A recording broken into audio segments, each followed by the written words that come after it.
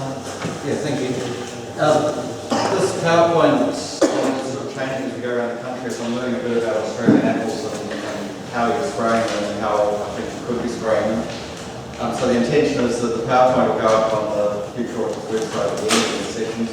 And in the meantime, there's just 10 pages of notes at the end of the notes there, which I wrote on spraying. And this talk loosely follows what's in those notes.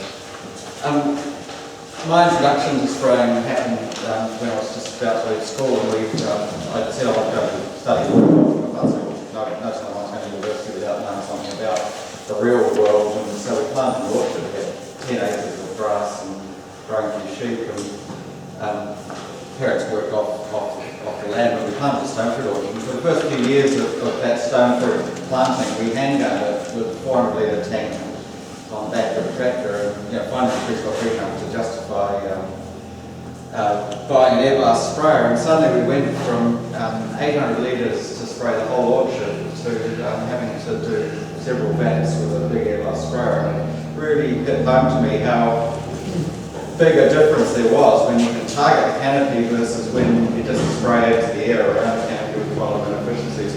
I've always had an interest in spraying since then, and I've studied as a pathologist and fell back into spray application really because as we've been forced into softer chemistries, more selective, where coverage is more of an issue in terms of getting efficacy, what we're starting to see is huge gaps in people's spray application practices, and this happens around the world. So where you've got broad spectrum chemistry, which is pretty forgiving because it's got fumigant activity or whatever, opium insecticides are a classic example. You move from opium insecticides to organophosphate insecticides, synergistic growth regulators, and suddenly coverage becomes critical.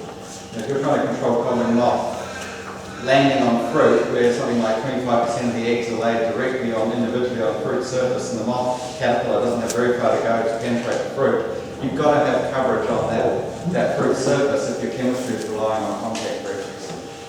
And as we did start to go to softer programs, these coverage gaps and spraying issues were huge, and ended up doing a PhD in spraying apples, as it happens, to try and address some of that. So that's about 15 years ago now, and I've sort of extended that to other crops. And what I've learned from that is that, and I'm happy to take questions as we go through, so if there's any issues that come up, just sing out, and if I'm going over time, then just jump up and down to Secretary here. So what I've learned from this is there's a huge number of variables that go into getting sprayers to work. It's how big and dense is your canopy, how strong is the wind, and which way is the wind coming from, how much air does your sprayer put out, what droplet sizes have you got, how well can your sprayer target the different trees. And getting efficacy out of the sprayer requires that you choose the right chemical at the right time. We haven't got time to talk about that. But we are going to try and talk a little bit about right rates, hitting the target and covering the target, because those are huge limiting factors in getting a spray to work. And I've put this example up because it kind of puts it in context for me. That's citrus trees in the 70s being sprayed for red scale. So red scale, I don't know if you know, but it's a scaffold pest. A lot of the pests and diseases that we're trying to control live on the outsides of the canopy where the young growth is. And they're relatively easy to spray because of that. And as soon as you've got something which is actually hidden inside the canopy or hidden between clusters of fruit or whatever, the scale of the problem goes up enormously. And back in the 70s, citrus red scale around the world was becoming resistant to organophosphate insecticides. And the effective control at the time was to saturate cover the inner scaffold wood of the trees with a mineral oil solution, and you had to get 95% of the inside scaffold wood saturated, wetted with oil to control the scale. And this was one of the solutions, or was the main solution at the time, was 12 degrees out of oscillating shoddy guns going down the row. And in Australian citrus, they were using between 5 to 10,000 litres a hectare to wet the canopy target to the point of efficacy, true runoff. And in the big Florida grapefruit plantings, they're getting up to 25,000 litres a hectare to achieve a good job. And they had spray filler carts sitting at the ends of the rows, and the spray came out of the row, refilled back down the row, waiting at the other end was another spray fill cart. So you can imagine, it's really saying that the target, the canopy and what you're trying to hit dictates what you need to do with the sprayer. So just having one sprayer set up for everything doesn't necessarily make sense. So I've put these in some kind of order. I'm just trying to pull out 4 spraying problems, and the order of importance really is determine by which ones of these, if any of them, you're missing. But this is one that I see the most, and it's probably the biggest cause of problems that people often don't explain. It's just a complete failure to adequately hit the target canopy. In this case, this is a classic, this is a little citrus block. There's two sizes of trees on this orchard. These are little mandarins which are on mounds, so they're half-metre mounds. 20% of the output from that sprayer is going under the trees, and it's effectively like chucking money on the ground, tearing up $20 bills and throwing them on the ground for all the good that that's going to do to them. The part of the spray plume up here, which is another 40 to 60% of the output, sorry, another 40% over, so 60% in total was missing that target. 1,800 litres a hectare. He's got two tree sizes on the block, and he didn't adjust the sprayer from the big trees down to the little trees. And I asked him, well, why doesn't he get off and turn off those top nozzles and turn off the nozzles that were spraying underneath? He said, oh, it's all right. You know, it's going across the rows, and it's going to land on the rows, and you know, it's all right. And it's not. 5 metres there, and the spray is going well over 5 metres. You can't quite see in this light, but he's pushing 1,800 litres a hectare into the air above the canopy. A lot of potential for spray drip, which was, is becoming more and more of an issue. But more importantly, he's kidding himself as to where the rest of that spray is going to go. So that spray plume is made up of a whole lot of different droplet sizes. All of the nozzles on his sprayers produce different droplet sizes. And the bigger droplets, and you'll see in a minute, but the bigger droplets which contain most of the spray volume, and these are droplets around 0.2 of a millimetre in diameter, 200 micron droplets. About 50% of the spray which is projected into the air above the canopy will have dropped out before the next row as big droplets. And what you see pushing through is the fine droplets, which don't penetrate very well. They'll give a bit of deposit on the outside of the adjacent downwind canopy, and it amounts to nothing in terms of real control, because the sprayer, when it's driving through this row, will do exactly the same deposits or better. So the bigger message here is that you spray the row that you're in, and you set the sprayer up to do the row that you're in. And in apples, we've measured it at full bloom, where you've got about 50% of your leaf area for the season. The spray that pushes through your canopy to the immediate outside face of the immediate downwind row amounts to 10% of the total deposits on those trees. So it's not very much. And when you actually look at where those deposits land, it's in the outside surface of that canopy. There's almost no penetration. So it's not that useful to you, because your sprayer can do that when it goes down the adjacent row. And the only time that this overspray is actually important in any crop that I've looked at is in stone fruit flowering, where your downwind deposits from 1, 2, 3 and up to sometimes up to 6 rows downwind, depending on how tight your row spacing is, can amount for about 40% of your total deposit. And because you're spraying sticks with blooms on them, those deposits are actually quite useful to you. So stone fruit spraying and flowering, downwind deposits matter. Any other crop, the real message is to try and get the sprayer to spray the target. The other thing that happens in terms of failure to accurately direct the spray to the target is putting the wrong output volumes into different parts of the canopy, and I'll talk a bit more about that. Or worse, leaving gaps between your nozzles and striking the canopy and underdosing some and overdosing others. So those are the critical, and they're all things that you can see visually by looking at the sprayer, sitting at the end of the row and saying, hell, that doesn't look right. If you learn to look knowingly at sprayers, you can soon fix those sorts of problems. This whole business about output distributions for different size canopies, there's 2 rules of thumb that we work with, and they work all around the world. If you're spraying multi-litre trees, you should be trying to put 2/3 of your output out of the top third of the nozzles into the top third of the trees. And when I'm talking about the nozzles, it's the effective nozzles. You park the sprayer in a row and turn off any nozzles which are going to miss the target. And then out of the nozzles that you've got remaining to you, try and set the sprayer up for these sorts of output distributions.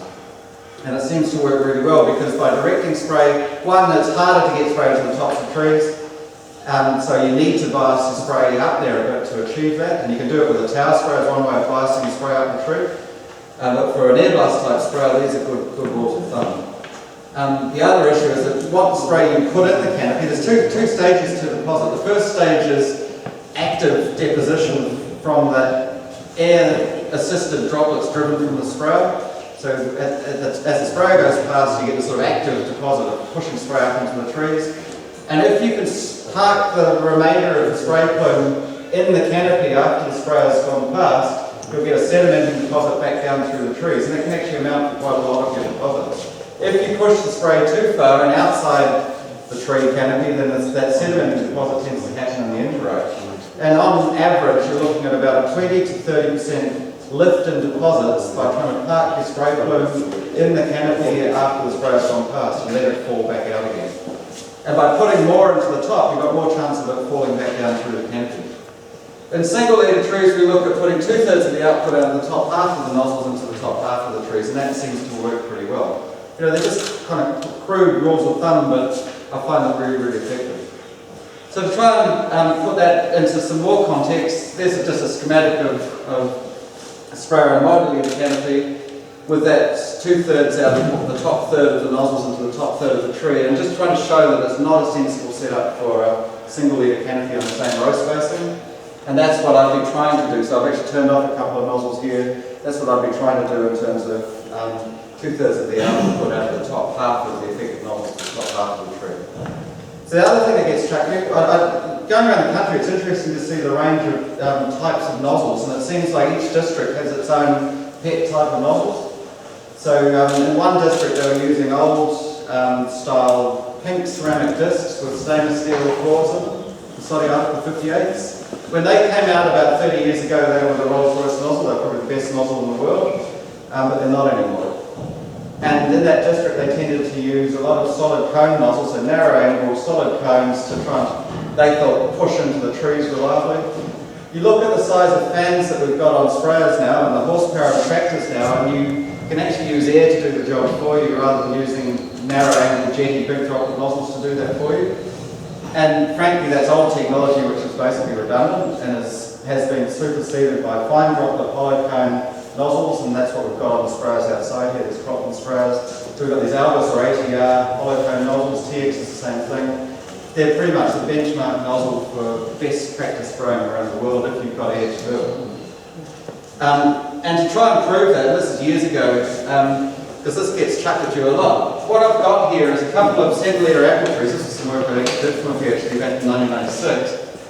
They're 5 metre space, 5 metre tall apple canopy. I can't remember what growth stage we were at here. Full canopy, it would be just post-harvest probably, or just coming up to harvest. On this side I've got the fine droplet hollow cone nozzle. So the sprayer I'm using here is just a 920 920 fan, no straightening vanes on it, just a standard air blast sprayer. I sprayed it at both sides of the sprayer and did this experiment twice, and I'm just showing the information for 2 different types of nozzles here, average from each side of the spray. So what I did was I took pairs of nozzles and I moved them around the spray ring to look at where the spray was landing in the canopy. I wasn't going very fast, I was only driving at about 4 kilometres an hour, and these days I probably would have been trying to do something like that in that canopy, probably about 6 kilometres an hour. But anyway, that was the practice of the time. We were only driving to the 4 or 5 kilometres an hour.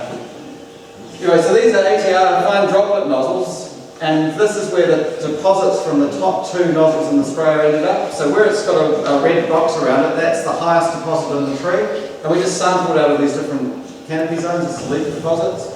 And you can see in the tops of the trees, inner and outer, I achieved 80% of the deposit that I was getting in that shoulder of the tree that I had to spray through to get to the top. And that kind of makes sense. So I've oversprayed this bit to get some reasonable deposits in there. And with these jetty D4, D5, 56 real jetty nozzles, a pair of them going up into the tops of the tree, real good throw. I'm actually tending to throw right over the top of the tree here. Same pattern, I've got the highest deposits in there, I've got reasonable deposits on the outside, so it's 70% of the best, but the top inner canopy is not getting a very good go at all. And the message here is if you've got the air to carry fine droplets up to the tops of the trees, do it. Don't use jetty nozzles, do it. Use fine droplet nozzles to actually give you the best dose that you can. And then you have a look at the sedimenting deposits from these nozzles, because I was pushing to the tops of the trees and not much further. I've got 50 and 60% of the deposits I'm getting in the tops and the side here, in the centres of the tree, whilst these jetty nozzles have gone right over the top, there's bugger all on the bottom. So move around the spray ring a bit, and I'm starting to lose the deposits in the top for both of them. It's not surprising, but I'm still getting more into the tops from the fine droplets out of the top 4 nozzles than I am with the top 4 nozzles of the jetty nozzle, which was quite a message for me. You want to carry the spray. What I look for on the upwind side of the sprayer is I want to see the spray go about 1 metre beyond the tops of the trees, and 1 metre out through any gaps in the canopy. And if I see that, the spray is just about perfectly set up for maximising deposits. So move around the spray area a bit more. The jetting nozzles here are actually starting highest deposits here and in the centre of the canopy, so they're giving me a good push into the centre of the canopy. Highest deposits through here, but not such good penetration. Move around a bit further. I've lost everything in the tops, and I'm starting to spray the bottoms quite well. I'll move around a bit further, and I'm actually pushing right through the centres of the bottoms. And so that was a really, really important message for me, and hopefully for you, is that if you're going to use fine droplet nozzles, go ahead and use them. Just make sure you've got the air behind them to achieve what you're trying to do, and they'll do a really good job for you. They, on balance, will always give you better deposits and coverage because of the droplet size and how those droplet sizes behave when they actually interact with the canopy. And I'll talk a wee bit more about that in a minute. So that first part's talking about actually trying to get the spray, the right volumes of spray and the right amount of chemicals directed to the right parts of the trees. This part of it's actually talking about trying to actually make sure that you deposit it. And the 4 factors that you've got to control how spray actually deposits is how much air your spray is producing and what it looks like, what your droplet sizes are, what adjuvants you are or aren't using, and what spray volumes you're using. I'll talk briefly about each of those. But this message here, you're spraying the row that you're in, is really important, and air is the critical factor that you've got which affects whether you're achieving that or not. The other factor there is your canopy density, and the rule of thumb there is that if the canopy is so dense that you're starting to lose fruiting wood and your floral wood starting to move up the tree because of shading issues, it's also going to be too dense to spray. So really dense canopies, canopy management is the key to a successful spray application. It's also the key to becoming an after-board grower, as Ross has described it, because poor canopy management leads to poor fruiting wood and poor fruit distribution and poor fruit. So assuming that you've got a good canopy, air is the next most important factor that you can deal with. And I'll talk a little bit outside about what I look for in a sensible canopy. But this is what we see a lot, and we see it a lot more because as orchards intensify, and we go from, back in 25 years ago, our typical trees were either 5 to 5.5 metre row spacings, and they were 5 to 5.5 or 6 metres tall, and they had a lot of big wood on the tops of the trees. And our typical fans back then were 800mm fans that required about 45 horsepower at the PDO to drive. These days what we've done is we've moved the trees about 1 metre closer to the sprayer, we've taken a couple of metres out of the height of the trees, and we've gone to a fan which is actually producing, well, it's requiring up to 65 horsepower at the PDO to drive typically. And we're producing about 1/3 as much air again, and we're producing far too much air for spraying little trees. And it's not at all uncommon to see somebody driving a row like this. There's the spray plume actually coming right out to reach well into the next row over when the canopy is pretty open, and you can still see it carrying on, largely rolling underneath the canopy here, but getting about 3 rows away from the sprayer, which is just not a good idea. And where you've got mixed orchards of biggish, older style trees and smaller, more intensive trees, that's a real common problem. Because we're trying usually to drive one type of spray in both types of canopies. And what we've ended up doing in New Zealand, and I'm seeing it here as well, is when you get into smaller trees, the easiest way to adjust both the volume requirements, but more importantly the air volume requirements from the sprayer, isn't to try and change the fan gear or repitch it or piss around like that. It's just to go faster in small trees. And this was a really hard message to get across because until about 15 years ago, the world stopped if we went over 3 miles an hour. Yeah, about 20 years ago, 3 miles an hour was considered the fastest travel speed that we could go with sprayers. And it's actually came out of America. It's a recommendation that came out of America. And the type of sprayers that they were talking about were 100 horsepower John Bean type sprayers with a motor, separate motor driving the fan. And they were talking about trees planted on 11 metre squares that were growing anything from 7 to 11 metres tall. And they found from a whole lot of experimental work that type of sprayer couldn't reliably deliver spray into the tops of trees unless you kept your speed below 3 miles an hour. We don't have those types of sprayers, we don't have those types of trees. And what we actually found, now if you've got a canopy like this, and I've got my sprayer here, what I showed you before is you expect to get your biggest deposits on the easy to reach outside of the canopy. And what we expect to see, sometimes they start to fail in the top. So if you say we get a deposit of 1 in these sorts of zones, we usually get a deposit of about half in the centres of the trees, and we come in and fill it on the other side. And even when we do that, we've got about a twofold difference in deposits from the outside to the inside of the tree. And it's about an arm's length into the tree, you've halved your deposit, because you've got other leaves and things to get through. So when we're spraying to the point of runoff, and we're starting to see drip out here, we should have good coverage in here, but we're expecting to see about half the actual chemical per square centimetre. And sometimes we see as little as a third in the tops of the trees, or if this is really dense in here, maybe a third in here. So we expect to live with a 2 to 3-fold variation in deposits in normal spraying practice in any crop. And that's just how it works, and it seems to work quite well. And often chemicals work really well because a lot of what we're targeting is on the outside of the tree as it grows and it's easy to reach, relatively easy to reach. When we've got too much air, what tends to happen is we actually see the highest deposits on the far side of little trees where the air started to slow down enough for the spray to actually deposit properly. It's quite amazing. So you drive a big, dirty, great Hurd fan through little trees that are close to the sprayer, and the airspeed at the outlet here is about usually between 20 and 30 metres per second. And within a metre of the sprayer, it's slowed down quite a lot. But if the canopy is within about a metre of the sprayer, if that air is going more than 12 metres a second when it reaches the canopy, everything just lines up and the spray just flows right through. And it's not until the air slows down to about 12 metres a second that we actually start to get good deposits out. And so what we've ended up doing is our typical rules of thumb in New Zealand for a 920 fan in a standard apple canopy up to about 4 metres, 4.5 metres high, is about 5 to 7 kilometres an hour. And as we go into 3.5 metre row spacings, more open to smaller trees, we'll get up to 7 to 9 kilometres an hour. And so those are rules that work really well. It's all dependent on the type of fan you've got and the type of canopy that you're growing on the row spacing.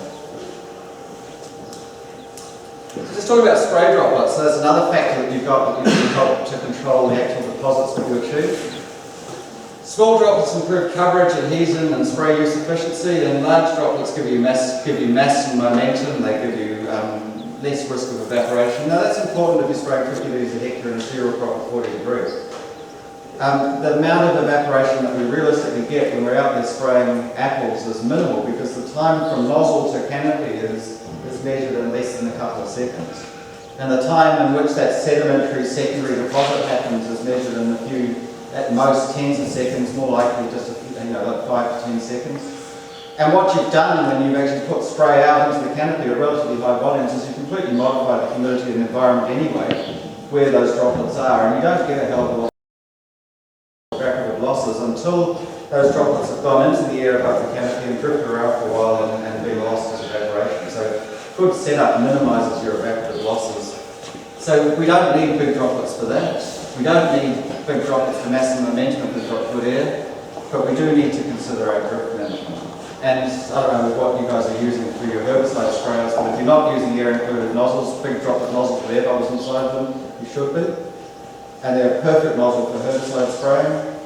And everything we've done with them in terms of tree crop spraying is that they're an absolute compromiser of spray deposits. You want to be using fine droplets. And the only reason for using low drift air inclusion nozzles in an airbus sprayer for tree crop spraying is if you've got a particular chemical or a particular neighbour which requires some kind of action. So we use air included nozzles for putting dormant applications of hydrogen cyanamide on the kiwi fruit because there's real drift issues there. And we recommend not using them for any other application of tree fruit crops unless you've got a particular drift issue to deal with, because they'll drop your deposits by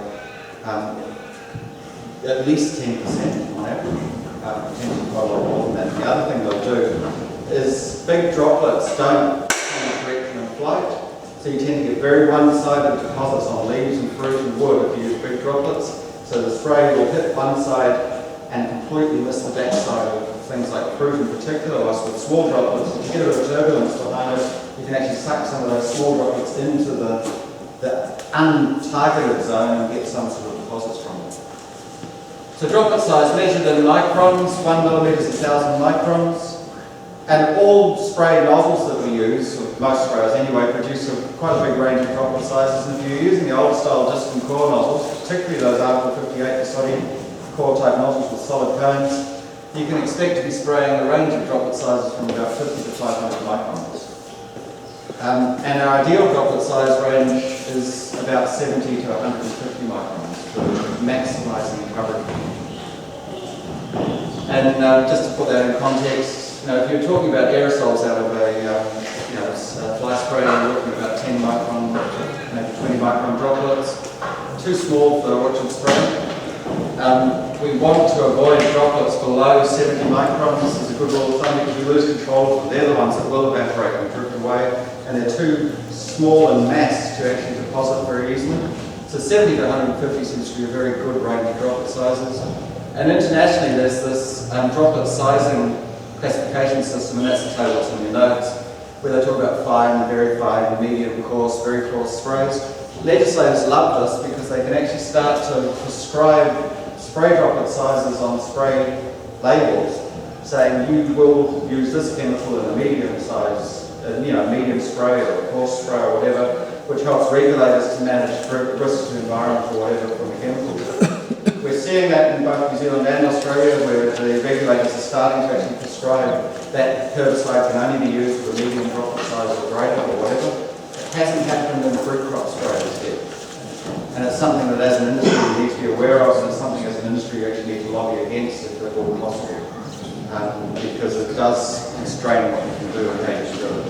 You could end up using more chemical to achieve the same control with a coarse spray than you would if you sprayed with a fine spray.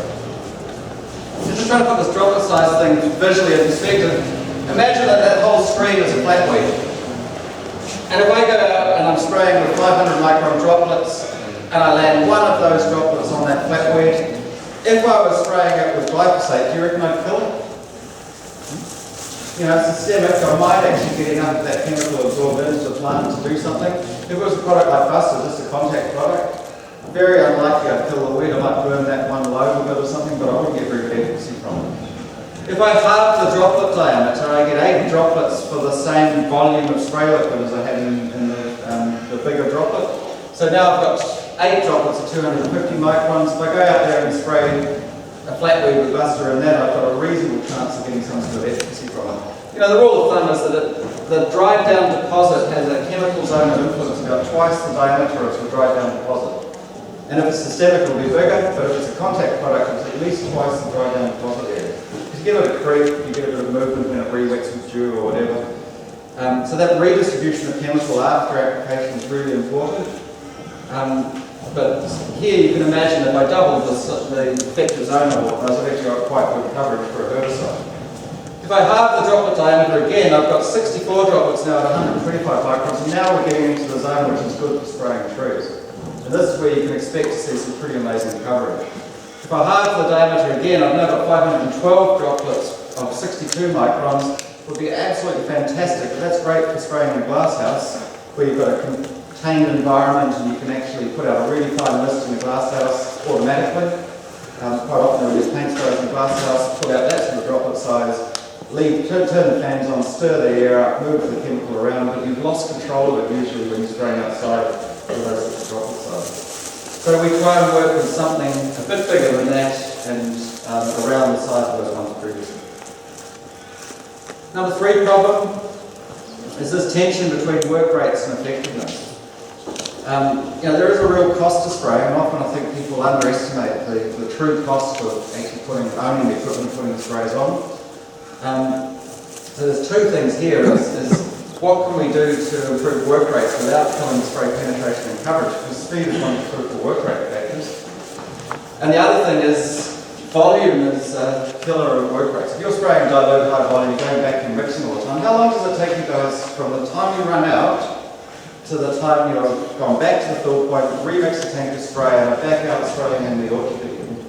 Does any sort of feel for half an hour, 40 minutes? Anybody else?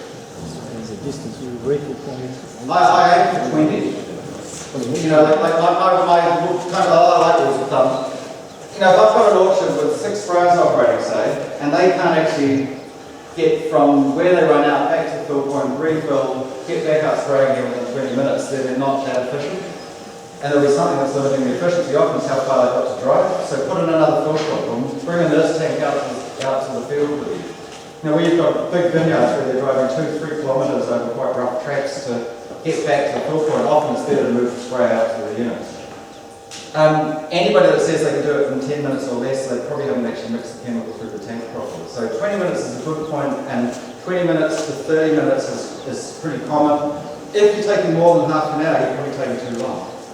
That's a good thing to time, it's a good thing to work out. And the best way to actually improve your work rate by reducing the downtime of mixing and filling is to go concentrate. And there's a point, people assume that high volume spraying is going to do a good job for them, and that's a wrong assumption. So remember that little mandarin canopy being sprayed badly at 1800 litres a hectare with about 900 litres a hectare actually directed to the canopy? That would have surround in the spray tank, and those are the drips off the canopy from spraying beyond the point runoff in this case. In that outer canopy, you can see all the surround drips on the ground below there. That's what the deposits look like on that outer fruit. Turn the fruit over, there's nothing on the backside. It was a dense canopy, and it was too dense for high volumes to get in. The only way that grower could achieve really good coverage would be to go to those citrus red scale volumes, in that case probably about 2,000 litres a hectare directed to the canopy, because it's only a little tree, or to open up the canopy somehow and spray it better. So work rates, I think they are important, and there's a whole lot of things that drive work rates. If you can go multi-row, that's great. Not so practical in crops like apples, but you can play with your travel speeds, you can play with your spray volumes, you can play with your tank sizes. You can definitely review your mix and fill time. There's a whole lot of things here for you. And we've got a little work rates calculator which I've tried to demonstrate on these sessions, and it takes too long, so I've just taken a couple of screenshots out of it. But this is going up on the Future Orchards website. It's really easy to use. And you just fill in things in yellow. So in this case, I'll just run you through the scenario. 5 kilometres an hour, 4.5 litre row spacing, 1,500 litre a hectare spray volume, 2,000 litre tank size, 1 row per pass, $25 an hour per labour unit, $50 for a tractor, $10 an hour to own a sprayer. And you can test all of those assumptions. And what that's giving you, if all you did was spray, and as I'm spraying at 2.3 hectares per hour, $38 a hectare to spray. But it takes time out to mix and fill, so I put a 20-minute mix and fill in there, which has killed my work rate from 2.3 to 1.4 hectares per hour, and pushed my cost up to about $60 a hectare, to spray. I put in a 10-second turning time. Sometimes with big harvests, it can take a minute to fold them all up, turn at the end of a row, and then go and do a 3-kilometre spray run. It can take a long time on a turn if you've got long rows. But most of our sprayers are in and out of the rows within 10 seconds, and I put an average row of 150 metres, you can do what you like there. But it gives me some numbers here. So it says in this scenario I'm spending 60% of my time spraying, 6% turning, and 34% on mix and fill. What I aim for is at least 70% spraying, preferably 80%. So how do you achieve that? And I've just put in some numbers at the bottom here, 25 hectares. That might be too much for one air blast sprayer. I don't know how much you can do per sprayer, but a good sprayer travelling well can do up to about 40 hectares. A good single row sprayer should be able to cover about 40 hectares, 20 to 40 hectares. Yes. I've put in 16 spray rounds per year, so that's saying it should take this property about 18.4 hours to spray 25 hectares at a cost of about $1,500 a spray round, just for the tractor and labour. I've changed one thing here, 500 litres a hectare now instead of 1,500. And I've changed another thing in a third scenario, so I've gone from 1,500 to 500, from 5 kilometres an hour to 7 kilometres an hour. And those are all realistic changes. And what that's done to my work rate has gone from 1.4 hectares an hour up to 2.3. It's gone from $63 a hectare down to 38. It's gone from 18 hours to spray the property down to 11. Cost to spray the block from $1,500, $1,600 a hectare down to less than $1,000. And those are really, really simple changes, and they're not big ones, and they're all things that you could do. So if you're interested, I suggest you get hold of the spreadsheet and just review what you're doing and how you're doing it, using that kind of thing as a tool to cost it out. Sprayer tuning, visual setup is important, and that's what we're going to talk about outside. So I'll try and show you what I'm looking for. There's a whole lot of things you can do there. But at the heart of my visual tuning, there's a limit to what you can see from the tractor seat views are really deceptive. The best way to look at a sprayer is having somebody else driving it and you standing and looking at the sprayer from behind, preferably with the sun between you and the sprayer. And something that we try and encourage everywhere is to get everybody on the orchard who might be driving past, everybody that's driving sprayers, not just to concentrate on their gear, but to look at what the other sprayers on the property are doing, and to look knowingly at them and try and spot faults that the driver might not be able to see and to communicate them and fix them, because that way you'll actually pick up a lot. But if you want to really tune up the sprayer, sometimes you need to get some kind of feedback on coverage, and water sensitive tapers are the best tool that I've found for making changes to sprayers and actually looking at how effective those changes are, and that's what we're going to demonstrate outside. But you need to bear a couple of things in mind about papers. One is that they tell you a lot about potential coverage and the droplet sizes out of your sprayers. They tell you nothing about what's actually going on the plant surface.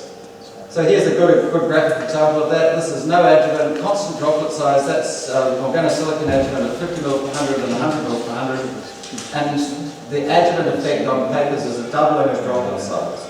There's the adjuvant effect on kiwi fruit leaves. It's like a 15-fold increase and a 25-fold increase in spreading from an individual droplet as that adjuvant is interacting with that plant surface. So papers tell you where the spray's gone, it doesn't tell you what it does.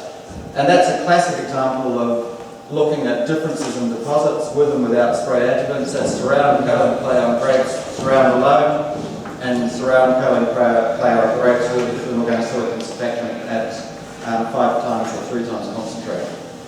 So a huge difference in spray coverage performance that only the target surface will tell you something about. The other thing we do with papers is we rate them. So you've got to get your eye in, or your mind adjusted to the volume you're using and the sort of wetting you'd expect to see at different volumes. At 700 litres a hectare, I don't expect to see runoff. At 2,000 litres a hectare, I do. But we rate papers as inadequate, adequate, or excellent, and what we're aiming for is to get 80% of the paper surfaces covered with adequate or excellent spray deposits. That usually correlates with good control. And here's a good example. This is a 5 litre tall 30, 5 litre row, 600 litres a hectare, travelling at 6.3 kilometres an hour at a marginal wind. This is papers at 5.43 to 1 metres above the ground. That's deposits at 6.3 kilometres an hour, 600 litres a hectare at 4.7. You can see the intensity of blues change. If you can see a difference, there is one. And typically, if we try and measure a deposit difference, we're looking at a 20 to 30% or greater difference in real chemical deposits per square centimetre. If you can see a difference, it's at least 20%. Last thing here is just how to interpret chemical rates. And this is a source of all sorts of errors. People underdosing, people overdosing. More often likely to emerge as a problem when people underdose. And it's all about this adjustment of the rate per 100 litres is the thing that you've got as a constant on your labels. How do you work out how many 100 litres of spray you need to spray different target canopies? And our spray labels are derived from people doing handgun trials where they spray visually wet to the point of runoff, and at the point of runoff the outer canopy is beginning to drip, the inner canopy is receiving about half the dose and isn't beginning to drip. And when you're testing products, if you mix at different concentrations in the spray tank and you go out and you spray like that, you'll see a dose response. As you increase your chemical mixing concentration, you will get a chemical dose response in terms of whatever it is you're trying to control. And they say, okay, I want to achieve a 90% field control. Okay, that defines my dose of the product. That's my mixing concentration of the product. Now, you guys go out and you use whatever gear you've got to spray to the point of runoff, and you should achieve the same dose, and you should achieve the same control. And most chemical labels allow you then to say, okay, I don't want to spray dilute to runoff. I want to concentrate up my spray, reduce my volume, be more efficient, and go out and spray at 2x, 3x, 4x, 5x, whatever, provided you increase the chemical mixing concentration in direct proportion to your concentration factor. Now, if you're going to spray out a third of the volume, your chemical mixing concentration per 100 litres should be 3 times as much. You guys all be comfortable with concentrate spraying? Have this conversation with grape growers, I don't know what the hell you're talking about. It's amazing, it's just like apples out of the culture, grapes don't. So, chemical per square centimetre is going to vary with how big your canopy is, how much leaf area you're trying to spray, what stage of growth you're at, how dense it is, how efficient your spray targets it, and how efficient the spray is retained on the canopy.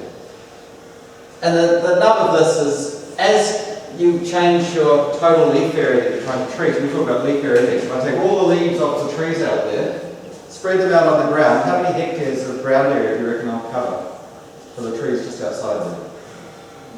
2? 3? About 3. Yeah, my guess would be about 2.5 to 3 out there. Yeah, the trees are terminated, they're pretty much at full leaf. They're not that dense, they're not that tall. So we've probably got about 2.5 hectares of leaf area, maybe 2. And what this line here is saying, the runoff volume for about 2.5 litres a hectare should be about 1,500 litres a hectare, which is quite interesting. So we'll test that outside. What this is saying, that in a perfect world, if I could land every single droplet of chemical on the target, the dose, if I put a kilo of product on per hectare, will be around 4 millionths of a gram per square centimetre. It's just a number. The important thing is that in reality, we can never land 100% of the chemical, because some is always going to go through the gaps and land on the ground, and some's going to be lost as drift or whatever.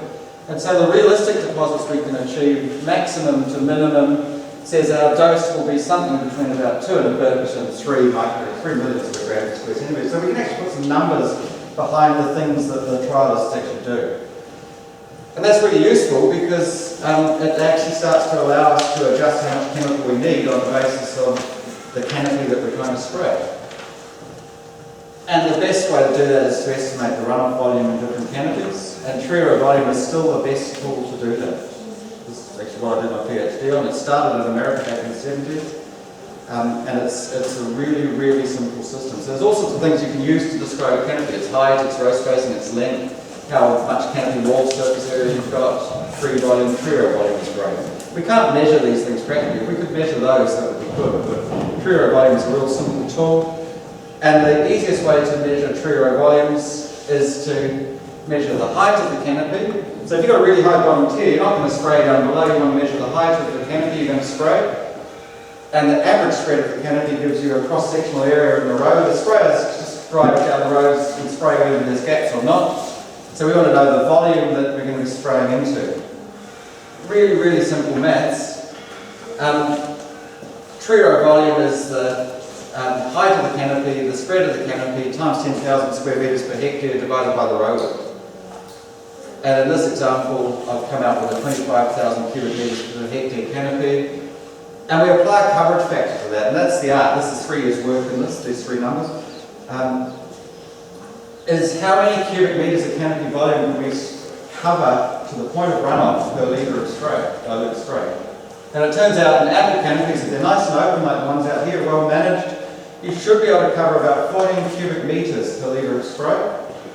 If it's a little bit denser, or if you need more wetting for efficacy with a microsite, say, then you should lower your coverage factor. So you're covering a lower number of cubic metres per litre and you're trying to wet it a bit more because you've got more canopy to spray or you want more wetting. And we usually work for apples, for most chemicals, between 11 and 14 cubes covered per litre. So to work out the spray volume here, if there's a nice open canopy, 25,000 cubes divided by 14 says that that canopy would be an 1,800 litre a hectare canopy dilute. And it's really, really easy maths, really easy to do, and we'll demonstrate that outside. Unfortunately, there's been attempts to make it too simple. And so this is one example of the spray-wise tables that New Farm Croppers have put out. It's the same principles, but the coverage factors have kind of got lost in translation. And it's possible to overdose or underdose without actually understanding what these numbers, 20, 25 litres per 100 litres per litre of tree height. It's the same thing, but it needs interpretation. So you've got to have a feel for the coverage factors. If you take anything away from this talk, you know, the tree row volume coverage factors thing is probably really important. And just a minute on New Zealand sprayers, then we'll go outside. Most of our sprayers are air blasts. It's actually fat air blast. It takes the air from behind and splits down into the canopy. But we had this real trend for a while in the 90s to the cow sprays were going to solve drift problems. And most of those have disappeared off the market now. And this is a real issue with any spray manufacturer, is that it's not like the automotive industry. There isn't a huge volume. They can't afford to do a huge amount of research. So they tend to have a good idea and then build it and test it on the market. And if they don't work, they disappear. And if they do work, they actually last. And The quantum tower out there is a good example of a machine that's been around for quite a while. There's one which actually has proven itself. There's quite a nice air shear tower on the market now, which is actually does quite a good job. There's a 10 to go over row with sprayers and super intense warp canopies, but they're pretty scary machines in terms of the investment that you've got driving down roads and potentially wrapped around end posts. And we still rely on these sorts of sprayers. So there's 3 different air blast sprayers there, and I've put this one here in the middle because the tendency seems to be for bigger and bigger fans. That's a metre wide fan, and it's really suitable for spraying avocados, and it's not really suitable for spraying apples unless you're growing 6 metre tall, 7 metre tall trees. So the essence of getting it right is to learn to look knowingly at your sprayers, point the nozzles where you want the outputs to go, adjust your output volume distributions to match the target canopy. Symmetry is really good. The sprayer should look the same on the left and the right hand side, but if it doesn't, then it's doing something different on the left and the right hand side, and one of them is going to be worse than the other. And if you don't like the look of it, find out which one's wrong and fix it. Water sensor papers are a good way to do that. Manage your air outputs, confirm your coverage, check your chemical rates and volumes right to suit the canopy that you're spraying, and know whether you're spraying dilute or concentrate. This is such a common mistake. People go out, they're spraying low volumes. This is a great mistake, more than an apple mistake. We see it in apples as well. And they can achieve fantastic coverage at 300 litres a hectare, and then they go out and they mix